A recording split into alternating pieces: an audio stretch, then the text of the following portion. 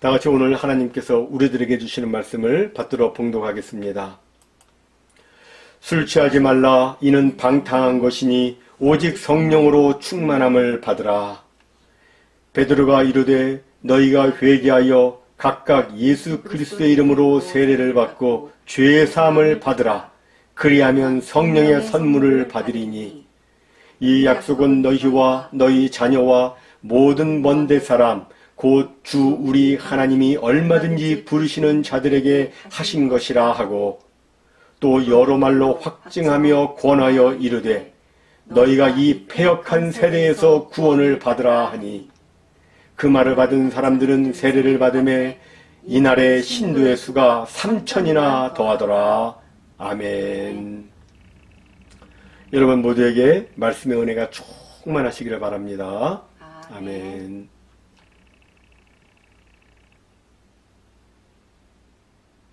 다 같이 따라서 하겠습니다. 술 취하지 말라. 이는 방탕한 것이니 오직 성령으로 충만함을 받으라. 아멘. 예전에 어떤 분이 이런 질문을 했습니다. 예수님을 믿고 구원받았으면 됐지 왜 성경은 성령으로 충만해야 한다고 하는 건가요? 성도가 성령으로 충만해야 한다면 그 이유는 무엇인가요? 이에 대한 답을 하기 위해서는 먼저 성령 충만이 무엇인지 알아야 합니다. 여러분, 성령 충만이 무엇입니까? 성령 충만은 우리의 영이 예수 그리스도의 영, 곧 성령에 의해서 지배받는 상태를 의미합니다. 여러분 한번 술에 취한 사람을 상상해 보시기 바랍니다. 사람이 술에 취하면 어떻게 됩니까? 술의 지배를 받아서 술이 요구하는 대로 행하게 됩니다. 마찬가지로 성령의 충만함을 받으면 성령의 지배를 받아서 성령이 요구하는 대로 행하게 되는 것입니다. 사실 성령님은 우리가 예수님을 나의 구주와 주님으로 믿고 영접할 때 우리 안에 들어오셔서 우리 안에 거하시기 시작합니다. 그러나 성령이 우리 안에 거하신다고 해서 우리가 그리스도인답게 사는 것은 아닙니다. 그리스도의 영, 곧 성령께서 내 생각과 감정과 의지를 다스리시고 주장하시고 지배해 주셔야 우리는 그리스도인답게 거룩하고 진실하게 살 수 있는 것이며 성령의 아름다운 열매를 맺으며 능력 있는 복음 증거자로 살 수 있는 것입니다. 그럼 조금 전에 질문으로 돌아가서 여러분 왜 우리는 성령 충만을 받아야 하는 것일까요? 짧게 세 가지로 정리하자면 첫째로 예수 그리스도의 명령이기 때문입니다. 우리가 요한복음 20장에 보면 예수님의 제자들은 예수님이 부활하셨음에도 그들이 모인 곳에 문을 다 걸어 잠그고 숨어 있었습니다. 유대인들에게 잡히면 죽을까봐 유대인들을 두려워해서 그리 했었습니다. 그런데 그곳에 부활하신 예수님이 갑자기 나타나셔서 인사를 하셨습니다. 너희에게 평강이 있을지어다. 그리고 예수님은 제자들과 대화를 나누신 후 아버지께서 나를 보내신 것 같이 나도 너희를 보내노라 라고 말씀하시며 파송을 하십니다. 그러나 파송을 받았다고 능력 있게 일할 수 있는 것이 아니기 때문에 예수님은 제자들을 향해서 숨을 내쉬면서 성령을 받으라 라고 말씀하셨습니다. 성령을 받으라. 이것은 명령입니다. 받아도 되고 안 받아도 되는 선택이 아니라 꼭 받아야만 되는 명령입니다. 그래서 예수님의 제자들을 포함한 약 120명의 성도들이 어떻게 합니까? 예수님이 승천하신 후 예수님 말씀처럼 예루살렘을 떠나지 않고 마가의 다락방에 모여서 마음을 같이하여 오직 기도에 힘썼습니다. 그리고 그로부터 10일째 되는 오순절 날에 그들 모두는 성령의 충만함을 받았는데 성령의 충만함을 받게 되니 그들은 다른 사람이 되어 있었습니다. 두려워하던 사람이 담대하게 되었고 자기를 자랑하던 사람이 예수 그리스도를 자랑하는 사람이 되었습니다. 날마다 마음을 같이하여 성전에 모이기를 힘쓰고 재산과 소유를 팔아 구제와 봉사에 힘쓰고 하나님을 찬미하며 온 백성에게 칭송을 받는 사람들이 되었습니다. 특별히 그들은 외국어를 배우지도 않았는데 성령의 말하게 하심에 따라서 각 나라 언어로 예수 그리스도를 증거하는 놀라운 일까지 생겼습니다. 이것이 얼마나 충격이었는지 당시 여러 나라에서 온 경건한 유대인들이 이것을 보며 신기하게 여기며 이 어찌된 일이냐? 어떻게 갈릴리 사람들이 우리 각 사람이 난 곳 방언을 말하는 것이냐라고 말하며 놀랐습니다. 정말 성령에 충만하게 되면 놀랄만한 기적이 생기고 신기한 좋은 일이 많이 생기는데 그런 놀랍고도 신기한 역사가 여러분의 삶 가운데 많이 생기기를 주님의 이름으로 축원합니다. 다음 둘째로 성령 충만을 받아야 하는 이유는 예수 그리스도를 닮기 위해서입니다. 우리 크리스천에게 소원과 목표가 있다면 그것은 예수님을 닮는 것입니다. 생각하는 것도 예수님처럼, 말하는 것도 예수님처럼, 그리고 행하는 것도 예수님처럼 우리가 다 하나님의 아들을 믿는 것과 아는 일에 하나가 되어서 그리스도를 닮은 온전히 성숙한 그리스도인이 되는 것, 이것이 성도의 궁극적 목표인 것입니다. 왜 예수님을 닮아야 합니까? 예수님은 완전하신 하나님의 온전한 형상이기 때문입니다. 예수님은 그 아들의 형상으로서 곧 하나님의 형상입니다.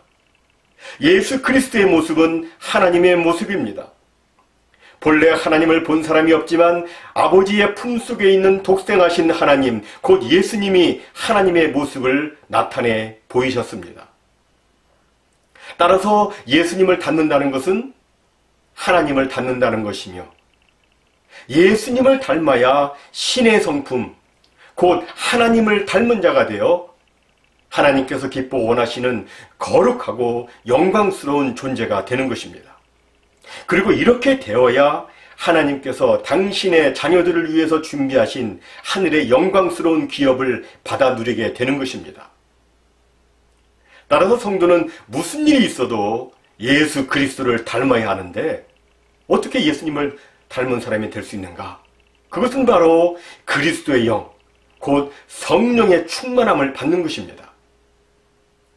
사람이 그리스도의 영, 곧 성령으로 충만케 되면 그는 자연스럽게 그리스도를 닮은 사람이 됩니다. 사람은 예외 없이 그가 어떤 영을 갖고 있느냐에 따라서 그의 인격과 삶이 결정됩니다. 사람이 만약 거짓의 영을 갖고 있다면 그는 거짓과 사기의 사람이 될 것입니다. 반면에 진리의 영을 갖고 있다면 그는 의와 진리의 사람이 될 것입니다. 마찬가지로 사람이 그리스도의 영을 갖게 되면 그는 그리스도처럼 생각하고 그리스도처럼 말하고 행하는 그리스도를 닮은 사람이 되는 것입니다. 그리스도는 마음이 온유하고 겸손하다고 했으니 사람이 그리스도의 영에 충만하면 그는 예수님처럼 온유하고 겸손한 사람이 될 것입니다. 내 힘과 내 결심과 내 노력으로는 그리스도를 닮을 수 없습니다. 하지만 그리스도의 영, 곧 성령에 충만하면 성령님께서 나를 주장하시고 나를 다스려 주심으로 우리는 우리의 모든 삶과 인격에서 그리스도를 닮은 영광스러운 존귀한 존재가 되는 것입니다. 셋째로 우리가 성령 충만해야 하는 것은 성령 충만해야 역동적인 신앙생활을 할 수 있기 때문입니다. 여러분, 이 사람이 누구냐 한번 맞춰보시기 바랍니다. 이 사람은 18세기 초, 정확히는 1703년 영국의 어떤 목사의 19자녀 중 15번째 아들로 태어났습니다. 그는 신앙교육을 잘 받고 신학교에 입학해서 목사가 되었습니다. 하지만 그의 마음속에는 늘 답답함이 있었습니다. 목사의 가정에서 자라 신학을 공부하여 목사까지 되었지만 그의 영혼은 늘 답답했습니다. 그래서 그는 뭔가 새로운 경험을 얻고자 1735년 당시 영국의 식민지 중 하나였던 지금의 조지아주 항구 도시 사바나로 선교를 떠났습니다. 하지만 선교 사역에서 아무것도 거두지 못하고 실망과 낙담으로 다시 대서양을 건너 영국으로 돌아오게 되었습니다. 그런데 돌아오는 길에 큰 풍랑을 만나게 됩니다. 풍랑이 오니까 그는 두려워 떨었습니다.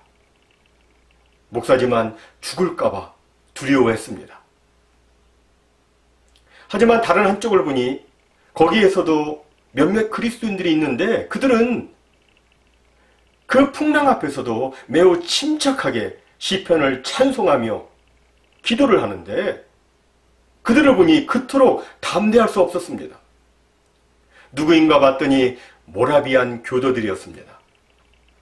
모라비안 교도들은 1720년 로마 캐톨릭이 보헤미아, 그러니까 지금의 체코 지역에서 개신교를 탄압했을 때 이를 피해 독일로 피신해간 아주 경건한 복음주의 사람들이었습니다. 그때 그 목사는 충격을 받고 도대체 저들의 신앙은 나와 무엇이 다른가 생각하기 시작했습니다. 그때의 경험을 그는 이렇게 표현했습니다. 나는 맑은 여름 종교를 갖고 있었다. 나는 위험이 없을 때에는 아무 문제가 없다. 나는 나 자신을 믿는다. 그러나 죽음의 위험이 가까이 올 때에는 나의 마음은 공포에 빠진다. 오라, 누가 나를 이 죽음의 공포에서 구원할 것인가? 영국에 돌아온 후 그는 어느 날 우연히 런던의 한 조그마한 2층 교회에서 불빛이 새어 나오는 것을 보게 됩니다. 그 불빛을 따라서 그 교회를 찾아갔는데 그런데 그날따라 목사님이 안 계셨습니다. 그 대신 어떤 평신도가 나와서 마틴 루터가 쓴 로마서 서문을 읽는데 그것이 그에게 그렇게 은혜가 되었습니다.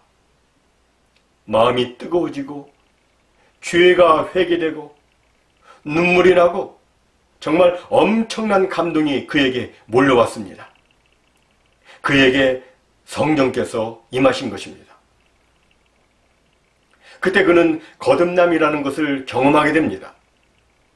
그리고 이를 기점으로 하나님께 새롭게 쓰임을 받는데 그는 영국의 여러 지역을 구역으로 나누어서 영국의 부흥운동을 이끈 사람들 중 한 사람이 되었습니다.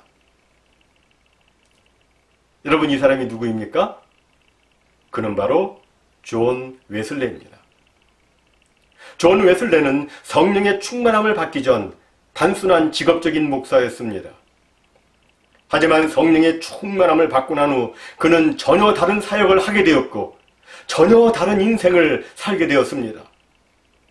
습관적인 신앙생활이 아니라 매우 역동적이고 능력 있는 신앙생활을 하게 되었습니다. 날마다 성령의 충만함을 받고 하나님께서 주신 은혜와 능력으로 복음을 전파하며 주의 사역을 감당했던 것입니다. 그렇습니다. 성령의 충만을 받으면 성령의 은사를 체험하게 되고 성령의 능력을 받아서 기쁨과 감사가 넘치는 역동적인 신앙생활을 하게 되는 것입니다. 여러분, 이것이 하나님이 원하시는 삶입니다. 성령의 충만을 받아서 선하고 아름다운 생각을 하며 감사와 찬송의 삶을 살며 능력 있게 복음을 전하며 마음의 부패와 육신의 정욕을 이기는 정결하고 거룩한 삶을 사는 것, 이것을 하나님께서는 원하시는 것입니다. 그럼 여러분, 우리가 어떻게 성령의 충만함을 받을 수 있을까요? 첫 번째로 회개하여 주의 이름으로 죄사함을 받아야 합니다. 오늘 본문 38절과 39절에 보면 사도 베드로가 이렇게 외칩니다. 함께 읽습니다. 너희가 회개하여 각각 예수 그리스도의 이름으로 세례를 받고 죄사함을 받으라. 그리하면 성령의 선물을 받으리니 이 약속은 너희와 너희 자녀와 모든 먼데 사람 곧 주 우리 하나님이 얼마든지 부르시는 자들에게 하신 것이라. 여기 보면 누구든지 남녀노소 원건각처 막론하고 누구든지 다 성령을 받을 수 있는데 누가 받을 수 있다고 말씀하고 있느냐면 회개하여 죄사함을 받은 사람이 받는다고 말씀합니다. 다시 말해서 성령을 받으려면 자신의 죄를 철저하게 회개하여 깨끗이 청산해야 한다는 것입니다. 우리가 창세기 26장에 보면 이삭이 그 아비 아브라함 때 받던 우물들을 다시 파는 내용이 나오고 있습니다. 그런데 왜 그가 다시 그 우물을 팠느냐면 아브라함이 죽고 난 다음에 블레셋 사람들이 그 우물들을 메웠기 때문이었습니다. 본래는 물이 풍족해서 언제든지 필요한 생수를 얻을 수 있었는데 이를 시기한 블레셋 사람들이 그 우물에다가 흙이며 쓰레기며 각종 잡동사니들을 집어넣어가지고 우물을 메웠기 때문에 물을 퍼 올릴 수가 없었습니다. 이것은 영적으로 볼 때 사탄과 그 세력들이 우리 영혼에 온갖 더러운 죄악으로 가득 메운 것을 의미합니다. 우리 성도는 본래 날마다 생수 되시는 예수님을 맛보며 성령의 인도하심 속에서 살도록 되어 있는데 잡동사니 이 쓰레기 같은 죄악이 생수를 깃는 우리의 우물에 메워져 있기 때문에 우리는 영생하도록 솟아나는 성령의 생수를 마실 수 없게 된 것입니다. 그럼 어떻게 해야 됩니까?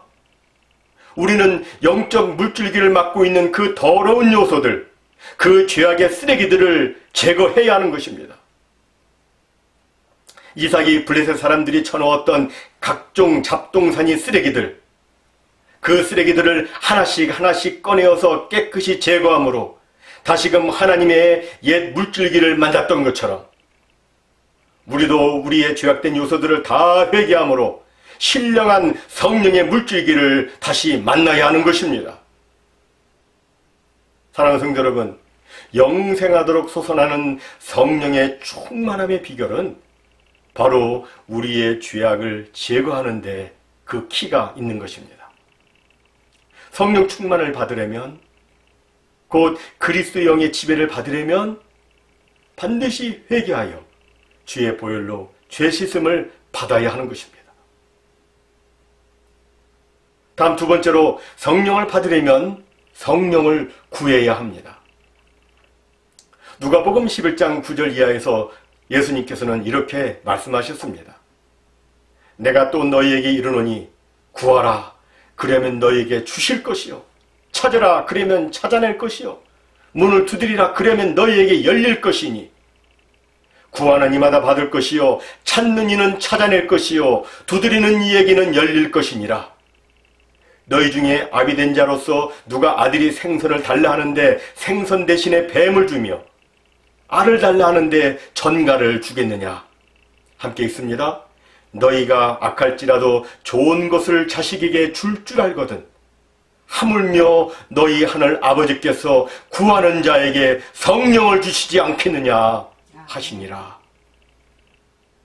이 말씀처럼 성령은 구하고 찾고 두드리고 간절히 사모하며 구하는 자에게 주어지는 것입니다. 하나님은 한 번도 성령을 구하는 자에게 성령 주시기를 거부하신 적이 없으십니다. 한 번도 그 기도를 외면하신 적이 없으십니다. 문제는 우리가 구하지 않기 때문이지 진실한 마음으로 간절히 구하면 성령을 받게 되는 것입니다. 사랑하는 성도 여러분, 우리는 어떻게 하든지 성령의 충만함을 받아야 됩니다. 왜냐하면 성령 충만하지 않고서는 하나님이 원하시는 삶을 살 수 없기 때문입니다. 여러분, 이 세상에 얼마나 많은 유혹이 있습니까? 얼마나 많은 마귀의 사특한 괴계가 있으며 얼마나 많은 사악한 죄악의 권세가 있습니까? 이런 세상 속에서 우리가 어떻게 이런 것들을 이길 수가 있겠습니까? 여러분, 우리는 마귀를 결코 과소평가해서는 안 됩니다. 적어도 마귀는 우리 인간보다 더 똑똑하고 더 힘이 셉니다. 첫사람 아담도 이기지 못한 존재가 바로 마귀입니다. 이런 마귀와 싸워서 승리하려면 마귀를 이길 수 있는 분을 의지해야 됩니다. 그분이 누구입니까? 바로 하나님이십니다. 마귀는 강하지만 전능하지 않습니다.